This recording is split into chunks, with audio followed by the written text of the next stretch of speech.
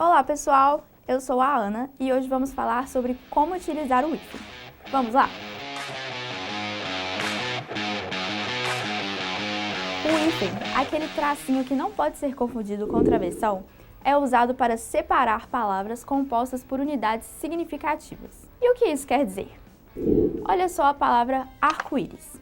Essas duas palavras, arco e íris, têm significados diferentes, mas juntas elas criam um outro significado. Porém, algumas vezes não dá para entender o que as duas palavras separadas significam. Por isso, elas ficam juntinhas. É o caso de girassol, paraquedas e manda-chuva. Parece complicado? Calma!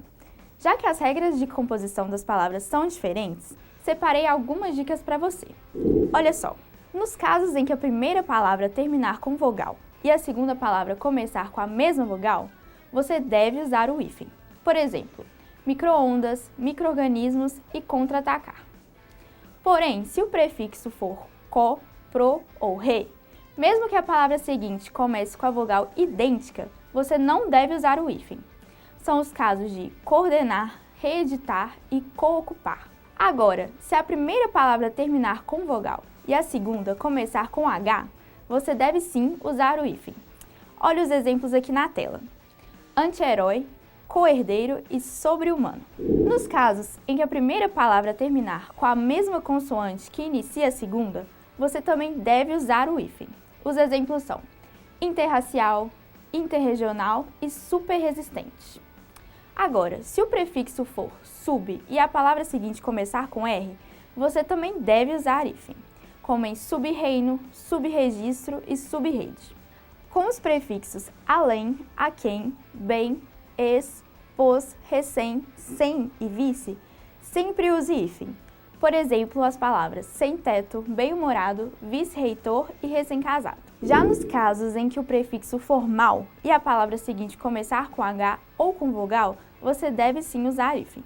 Alguns exemplos são mal elaborado, mal-humorado, mal amado e mal intencionado. Difícil? Respira fundo que agora eu vou mostrar os casos que você não deve usar o hífen. Então, não use hífen quando o prefixo terminar com uma vogal diferente da que inicia a palavra seguinte, e nos casos em que as palavras perderem a noção de composição, como nesses exemplos aqui na tela.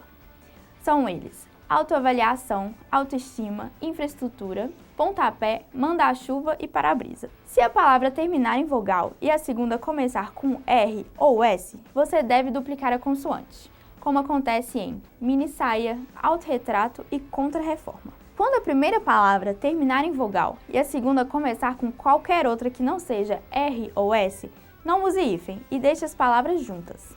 Isso também vale quando o prefixo terminar em consoante e a segunda palavra começar com vogal ou outra consoante diferente. Olha o exemplo: anteprojeto, autopeça e hipermercado. Então é isso, pessoal. Parece meio complicado por causa do número de regras, mas garanto que você vai arrasar no uso de hífen depois de praticar um pouquinho. Siga a Imagine nas redes sociais e continue por dentro de todas as dicas de português que postamos. Até a próxima e bons estudos!